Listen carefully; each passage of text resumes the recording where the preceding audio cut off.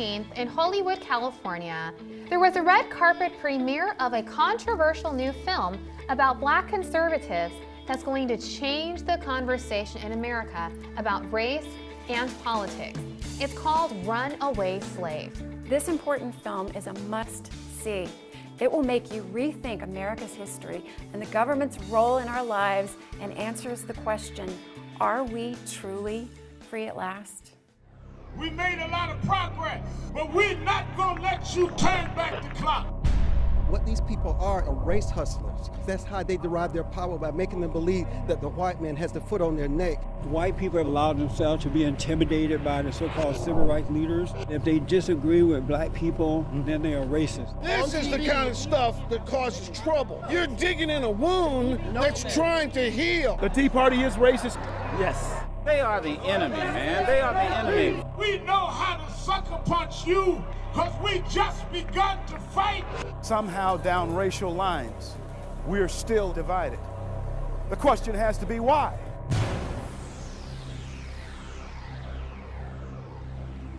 With all the rumbling that's going on in our nation right now, I've got to find out if there's other people in this country that feel the same way that I do.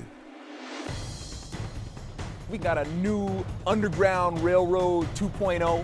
We kind of like the Harriet Tubmans of our day now. My guest in the studio, C.L. Bryant, the Runaway Slave. Guess what? We become the troublemakers.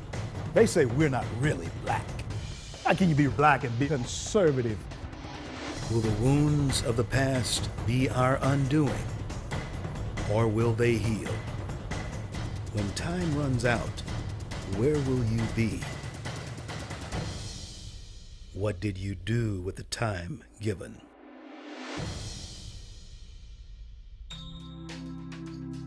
Now, were you surprised to see the diversity of people that actually came out for the movie? Oh yeah, everybody was there. Bill Maher joined the party to broadcast live for his HBO hit show, Real Time with Bill Maher. It was the season premiere of his show, and apparently he felt the need to boost his liberal premiere with our conservative premiere of Runaway Slave, where he interviewed Herman Cain. Herman Cain is with us by satellite. Oh, Herman. I was at the premiere of this movie tonight, and it really made a very profound statement about where we are today with big government.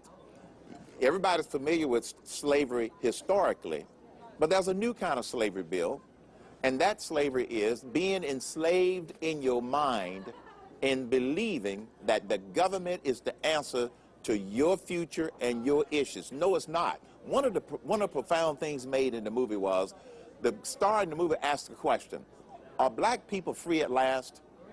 And the answer is, all of us are free physically, but some of us are still not free mentally because we have enslaved ourselves to the past. I had the honor of attending the red carpet premiere in Hollywood, and I got to interview Mr. Herman Cain. I'm happy to be here for the premiere of Runaway Slave because I think it is a very important documentary.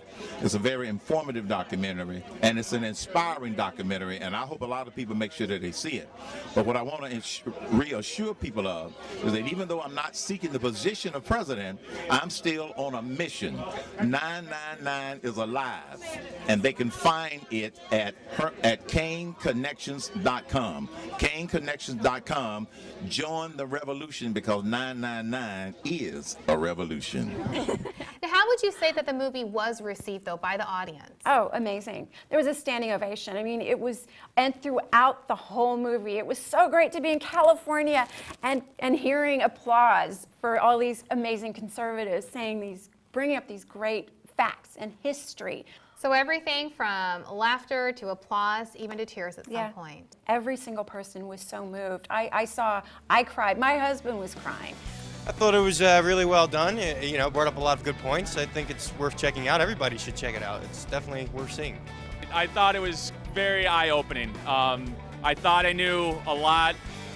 There was a lot in this documentary that I had no idea. This was just a genuine look at some of the problems we have in our country and some of the solutions as well, which I know is kind of a fresh take. I was inspired and blown away. I actually felt, I was telling someone earlier that the last few weeks I've been feeling really tired, and CL's message at the end of that film, you know, if run, and if you're tired, run harder. And I was like, okay, I need to run harder. I am tired, I really am, but there's too much at stake.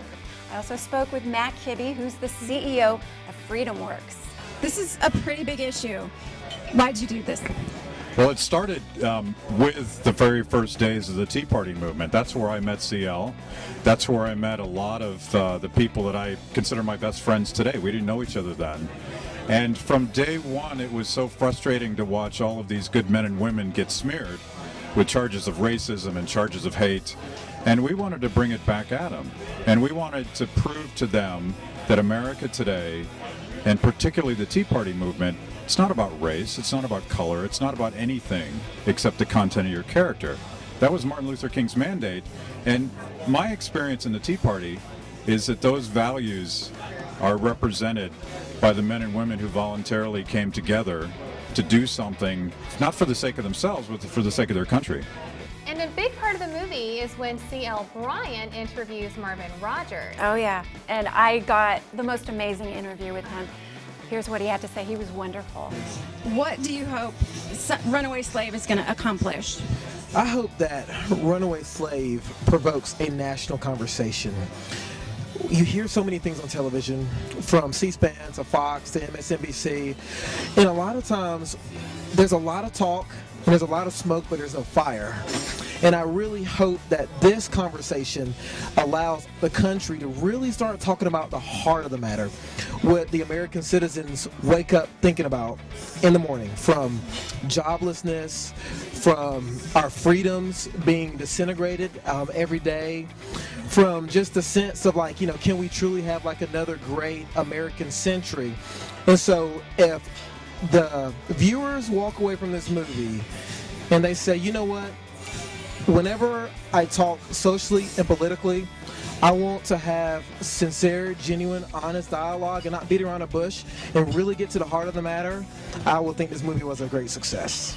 I interviewed another star of the film, Alfonso Rachel of PJTV and PJ Media. Oh, we love watching him. He's great. Everybody went nuts when you were on. It was amazing. Congratulations. Well, I'm glad I said something useful that people can really appreciate and that something that resonated with them. So. I also spoke to David Webb, New York's Sirius radio talk show host. It was awesome. You were amazing. He got a big, giant applause right in the middle of your scene. It was very good.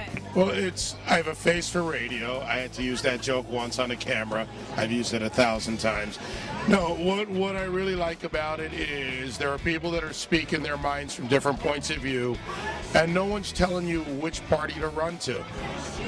And that's what we really need to change in America, whether it's the Tea Party movement, whether it's the black conservative rising movement, whether it's the resurgence of conservative women, whatever it is. It's about principles. I also interviewed an uncloseted conservative actor, Nick Searcy, of the hit TV show Justified. You are pretty much an out California conservative actor, right? Yes, conservative is the new gay. I'm out. Yeah. See, guys, we got one. Liberal actors seem to be allowed to say pretty much whatever they want politically, it seems like. Yeah, I think it's going to change over time. You know, I don't think it's the kind of thing you can overcome in a year or 2 years. I mean, but just sort of as more and more people it just becomes kind of common knowledge and ingrained that, you know, that it's okay to be, you know, openly conservative and in the media like this. I think it'll change. I don't think. No, you're not going to change it on a dime. This is Luke Livingston, the executive producer of Runaway Slave. When is the release? When can we all go and see this in the movie theaters? Well, this is our Hollywood sneak peek premiere.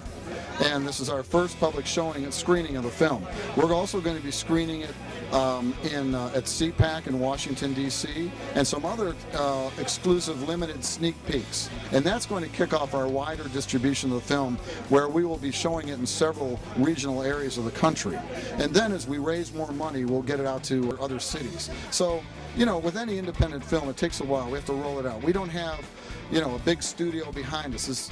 Hollywood studios really don't want to handle this film. Why? No, I'm kidding. I know. Controversial, you know. And it's conservative. It's conservative based. Right, it's a conservative point of view. And so, you know, the liberal elites in Hollywood control distribution, and, you know, there might be some brave people out there that want to share this message with the rest of the country. But we're going to do it, and FreedomWorks is going to help us. Runaway Slave will premiere in more major cities across the country. Go to runawayslavemovie.com to find a showing near you. To see more of my interviews from the Runaway Slave premiere on the red carpet and also the after party, go to PolitiChicks.tv and PatriotUpdate.com. Thank you for being here with us today. Please join us again next time on PolitiChicks.tv.